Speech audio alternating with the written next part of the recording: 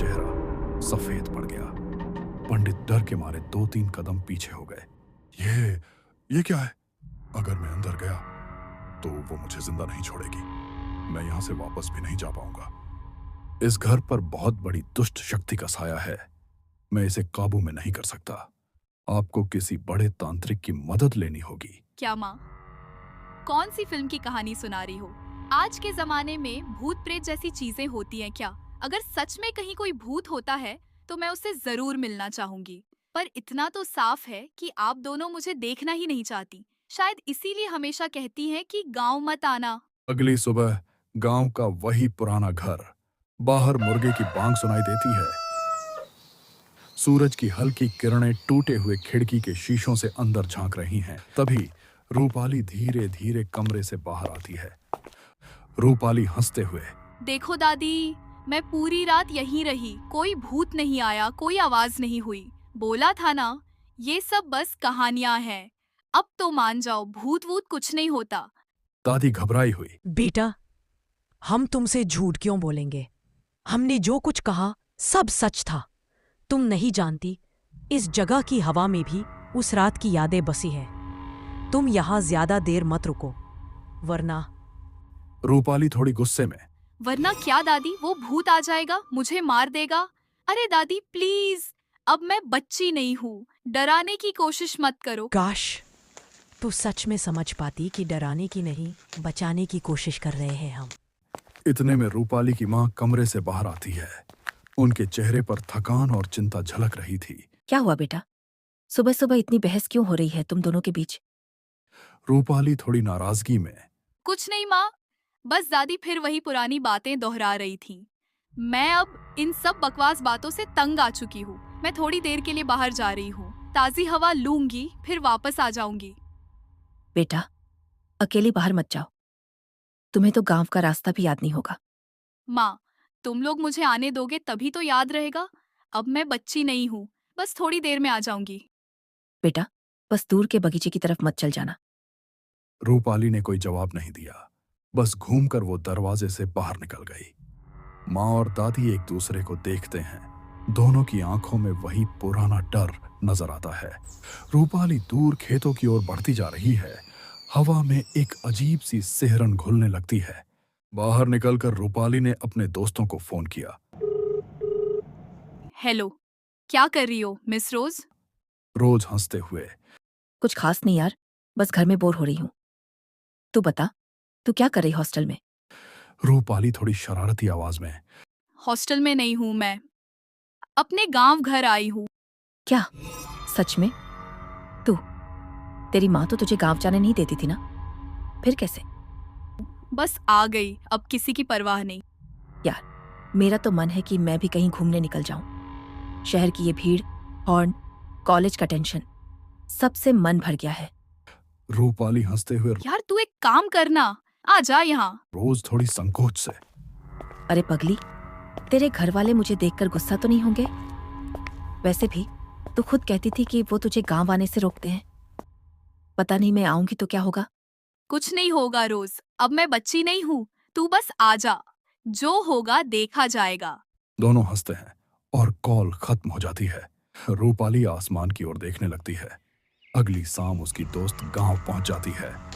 रूपाली उसे लेने के लिए चौराहे पर खड़ी रहती है, रोज आसपास देखते हुए। यार, तुम्हारा गांव तो सच में बहुत गांव जैसा है। हवा में मिट्टी की खुशबू है, और देख कितनी शांति। बहुत खूबसूरत जगह है। गांव तो गांव जैसा ही रहेगा ना मिस रोज शहर वाली। यहाँ ना कोई हॉर्न है, ना मोबाइल नेटवर्क की टेंशन, बस सन्नाटा और थोड़ी सी रहस्यमयी।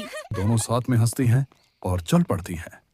गांव के लोग नीम पेड़ के नीचे बैठे उन दोनों को देख रहे होते हैं, रोज आश्चर्य से।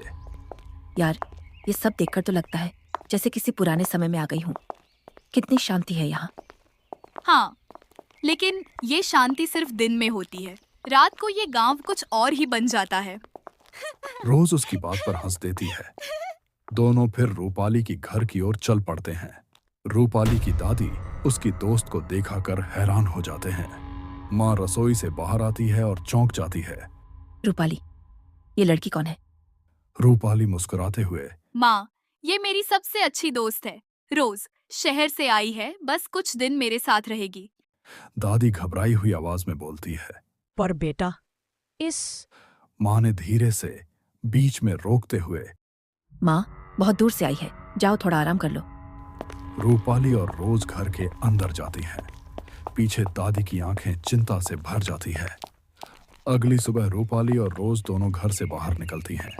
दादी आंगन से उन्हें जाते हुए देखती हैं, लेकिन कुछ कह नहीं पाती। बस उनके चेहरे पर चिंता साफ झलकती है। वाह रूपाली, तेरे गांव की सुबह तो कमाल की है। इतनी शांति, इतनी ताजगी। सच कहूँ, मन कर रहा है हमेशा के लिए यहीं रुक जाऊं। देखा, मैंने कहा था ना, मेरा गांव बहुत खूबसूरत है। रोज थोड़ी हैरानी से इधर उधर देखते हुए, हाँ, लेकिन एक बात समझ नहीं आ रही, यहाँ के लोग हमें ऐसे घूर क्यों रहे हैं जैसे उन्होंने कभी शहर की कोई लड़की देखी ही नहीं हो। मुझे भी नहीं पता। जब भी मैं बाहर निकलती हूँ और जब मैं गांव आई थी तब भी सभी लोग ऐसे ही देख रहे थे। तब भी मुझे कुछ अजीब लगा था, जैसे सभी को मेरा यहाँ होना अच्छा नहीं लगता। छोड़ना यार, तू ज्यादा सोचती है। चल कुछ और देखते हैं। चल, मैं तुझे अपना बचपन का स्कूल दिखाती हूँ। वहाँ एक बड़ा बगीचा है, बहुत प्यारा है। दोनों खेतों के बीच बने रास्ते से आगे बढ़ती हैं। पगडंडी के दोनों ओर सरसों के पीले फूलों की खुशबू फैली है। रूपाली कुछ पल के लिए मुस्कुराती है, लेकिन तभी उसे अपनी माँ की बात याद आती है। रूपाली, स्कूल वाले बगीचे की तरफ मत जाना, वहां मत जाना कभी। रूपाली कुछ पल के लिए रुकती है, फिर रोज की आवाज से चौंक जाती है। क्यों रुकी? चलना आगे। हाँ ना, जा रही, चिल्ला मत। दोनों बगीचे की तरफ बढ़ जाती हैं। वहां की हवा बाकी जगह से अलग है, ठंडी, भारी और थोड़ी अजीब। पेड़ों के झुरमुट में एक पेड़ बाकी सबसे बड़ा और पुराना है। उसकी जड़ों के पास सूखी मिट्टी और चारों तरफ पीली, हल्दी और लाल रंग की माला बिखरी हुई है। पेड़ के चारों ओर किसी ने मोटी रस्सी से घेरा बना रखा है, जैसे उसे बांध दिया गया हो। रस्सी पर नींबू, मिर्च और पुराने पूजा के निशान लटके हुए हैं। पास ही कुछ टूटी हुई हड्डियां और मिट्टी के बर्तन बिखरे पड़े हैं। हवा में हल्की सी गंध है, सड़ी हुई और अजीब। रोज हैरानी से, रूपाली, ये कैसा पेड़ है? इसे किसी ने पूजा की रस्सी से क्यों बांध रखा है? और ये हड्डियां, ये सब क्या है? रूपाली कांपती आवाज में जवाब दिया। मुझे नहीं पता, लेकिन माँ ने कहा था कि इस बगीचे के इस हिस्से में कभी मत आना। शायद यही वजह है। रोज आगे बढ़ते हुए, चलना, पास से देखते हैं। हो सकता है किसी धार्मिक रीति के लिए रखा गया हो। ना नहीं रोज, मैं सामने नहीं जाऊंगी। क्या तुमको डर लग रहा है, या मत बोल कि तुझे इन सब चीजों पर भरोसा है। इतनी समझदार लड़की होकर भी तू अंधविश्वास में भरोसा करती है। आगे बढ़ते हुए रोज उसका हाथ पकड़ती है और उसे पेड़ के पास ले जाती है। जैसे जैसे वे पास जाती हैं, हवा ठंडी और भारी होने लगती है। रस्सी में बंधे नींबू हिलने लगते हैं और पेड़ की पत्तियां बिना हवा के कांपती हैं। रूपाली धीरे धीरे पीछे हटते हुए, रोज, चल यहाँ से, मुझे कुछ सही नहीं लग रहा। अचानक एक झोंका आता है और रस्सी खुद ब खुद हिलने लगती है। पास रखे सूखे नींबू जमीन पर गिरते हैं। रूपाली की सांसें तेज हो जाती हैं। उसे अपनी माँ की रात में बताई गई बात याद आती है। जैसे ही उन्होंने आंगन की ओर नजर डाली, उनका चेहरा सफेद पड़ गया। पंडित डर के मारे 2-3 कदम पीछे हो गए। ये क्या है? अगर मैं अंदर गया तो वो मुझे जिंदा नहीं छोड़ेगी। इस घर पर बहुत बड़ी दुष्ट शक्ति का साया है। मैं इसे काबू में नहीं कर सकता। आपको किसी बड़े तांत्रिक की मदद लेनी होगी। आपको बिटिया को लेकर बोकारो जाना होगा। रूपाली का परिवार जमशेदपुर में रहता था और अब उन्हें जाना था बोकारो। दोनों शहरों के बीच आता था घरगा पुल, जिसके नीचे बहती थी पवित्र दामोदर नदी। उस नदी को हिंदू धर्म में बेहद पवित्र माना जाता है। घरगा पुल के एक छोर पर मंदिर था, जहां सुबह शाम पूजा होती थी, और दूसरी ओर था श्मशान घाट, जहां मृतात्माओं का अंतिम संस्कार होता था। परिवार ने निश्चय कर लिया, सुबह होते ही रूपाली को बोकारो ले जाया जाएगा।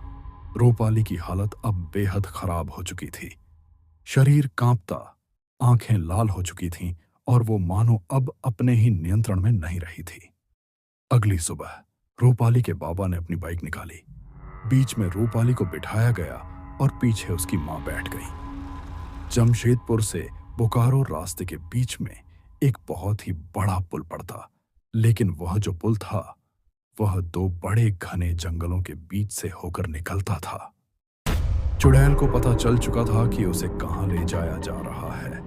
हिंदुओं के लिए दामोदर नदी बहुत पवित्र होती है और चुड़ैल उस नदी को पार नहीं कर सकती थी। इसीलिए उसने रूपाली के जरिए उन्हें रोकने की ठानी। कभी घर में बाइक की चाबी छुपा देती, तो कभी चलती बाइक पर अचानक बाबा को धक्का देने लगती, कभी मां को पीछे से गिराने की कोशिश, और कभी अचानक जोर जोर से हिलना शुरू कर देती ताकि बाइक का संतुलन बिगड़ जाए और दुर्घटना हो जाए। रूपाली का शरीर अब सिर्फ उसका नहीं था, वह किसी और के कब्जे में था। रूपाली के बाबा समझ चुके थे ये सब इसलिए कर रही है ताकि हम बोकारो न पहुंच सकें। लेकिन बाबा उन लोगों में से नहीं थे जो आसानी से हार मान लें। उन्होंने तुरंत घर लौटकर अपनी चारपहिया गाड़ी निकाली। रूपाली को बीच की सीट पर कसकर बांध दिया गया ताकि वह कोई हरकत न कर सके। अब चुड़ैल के पास कोई रास्ता नहीं था। जैसे ही गाड़ी गरगा पुल के करीब पहुंची, रूपाली का शरीर अचानक ढीला पड़ गया, मानो किसी ने भीतर से उसका कब्जा छोड़ दिया हो। चुड़ैल अब उसके शरीर में नहीं थी। वह पुल के दूसरी ओर रास्ते पर बैठकर उनका इंतजार करने लगी। उसकी नजरें गाड़ी पर जमी थीं। जाओ जाओ, लेकिन लौटकर तो यहीं आना है। बोकारो पहुंचकर परिवार ने तुरंत रूपाली को ज्योतिषी को दिखाया।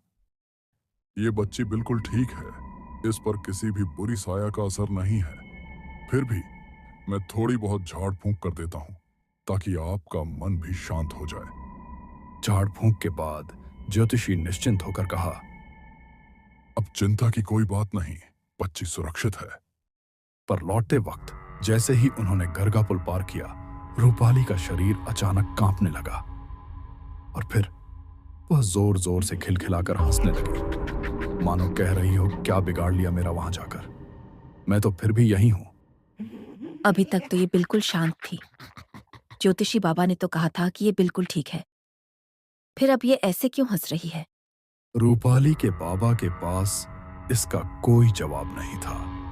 गाड़ी जैसे ही घर पहुंची, रूपाली की वह खिलखिलाकर हंसी अब रुकने का नाम ही नहीं ले रही थी। रूपाली के बाबा ने सोचा, शायद एक बार में असर ना हुआ हो, कल फिर से ले चलते हैं।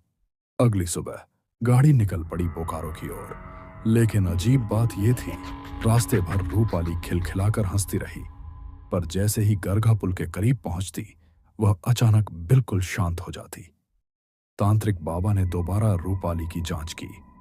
इस बार भी उन्हें कुछ गलत नहीं दिखा। बाबा हैरान स्वर में, ये कैसी लीला है? यहाँ ये बिल्कुल सामान्य है, लेकिन घर जाते ही सब कुछ बदल जाता है। क्या कोई साया मेरे साथ आंख में चौली खेल रही है? बाबा समझ गए, अगर साया वाकई खेल रही है तो अब ये खेल आसान नहीं होगा। बाबा गंभीरता से बोले, बच्ची अभी ठीक है, आप इसे घर ले जाइए। 3-4 दिन बाद मैं खुद आपके घर आऊंगा।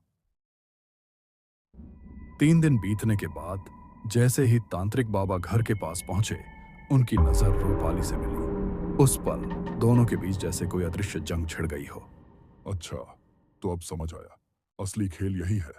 आखिर तू पकड़ में आ ही गई। रूपाली ने बाबा को देखा और हल्की मुस्कान दी, जैसे उसकी आंखें कह रही हों, मुझे पकड़ पाओगे? हिम्मत है तो कोशिश करके देखो। और फिर वह धीरे धीरे घर के अंदर चली गई। बाबा ने रूपाली के परिवार को समझाया। बाबा ने गंभीर स्वर में बोला, यह साधारण मामला नहीं है। अगर झाड़ फूंक घर में की गई तो पूरा परिवार संकट में पड़ सकता है।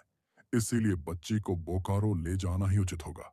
वहां खुले आसमान के नीचे पूर्णिमा की रात में ही यह विधि पूरी की जाएगी। और संयोग देखो, कल ही पूर्णिमा है। इसी कारण मैं आज यहाँ आया हूँ ताकि सारी तैयारी समय पर की जा सके। रूपाली और उसका परिवार ज्योतिषी बाबा के साथ बोकारो के लिए रवाना हुआ। इस बार वे पुराने रास्ते से नहीं गए, बल्कि नया, लंबा और सुनसान रास्ता चुना, ताकि कोई बाधा ना आ सके। घंटों की यात्रा के बाद वे आखिरकार उस जगह पहुंचे जहां बाबा ने पूजा की तैयारी पहले से करवा रखी थी। आंगन के बीचों बीच हल्दी से एक विशाल गोलाकार मंडल बनाया गया। उस मंडल के बीच में बैठाई गई रूपाली। उसकी आंखें एकटक बाबा को घूर रही थीं। तांत्रिक बाबा सामने आसन जमाकर बैठ गए। चारों ओर धूप बत्ती का धुआं और मंत्रोच्चारण की गूंज फैल गई। हवा अचानक और तेज हो गई। बाबा गरजते स्वर में, नींबू हाथ में लेकर, अब बता, तू कौन है जो इस मासूम बच्ची के शरीर में छिपा बैठा है? रूपाली बाबा जी की किसी भी बात का कोई उत्तर नहीं देती। ऐसा लग रहा था मानो उनके सवाल उसकी समझ से परे हों, या शायद वह जानबूझकर मौन साधे बैठी हो। बाबा जी की आंखों में गुस्सा झलकने लगा। उनके पास आत्मा को बाहर निकालने के अनगिनत उपाय थे। उन्होंने तुरंत अपने थैले से कई तरह के फल निकाले और एक एक कर रूपाली के सामने रख दिए। इसके बाद उन्होंने एक भारी डंडा उठाया और पूरी ताकत से जमीन पर दे मारा। बाबा जी की आवाज गूंज उठी, बता, तू कौन है? किसके कहने पर इस मासूम के शरीर में घुसी है? सच सच बोल, वरना यह डंडा फिर से गिरेगा। जल्दी बता, वरना अगली चोट तुझ पर भारी पड़ेगी। क्या हुआ है रूपाली के साथ? क्या बाबा रूपाली को बचा पाएंगे? और आखिर क्यों चुड़ैल ने रूपाली को अपने कब्जे में ले रखा है? क्यों उस चुड़ैल ने उसे अपना शिकार बनाया? क्या यह सिर्फ बदले की आग है, या इसके पीछे कोई पुरानी अधूरी कहानी छिपी है? यह जानने के लिए कहानी का अगला भाग जरूर देखें। अगर यह कहानी आपको पसंद आई हो तो लाइक, शेयर करें और कमेंट में बताएं कि आपको यह कहानी कैसी लगी। और अगर आप भी ऐसे ही हॉरर, थ्रिलर और रहस्य से भरी कहानियां देखना चाहते हैं तो हमारे चैनल को सब्सक्राइब करना बिल्कुल ना भूलें।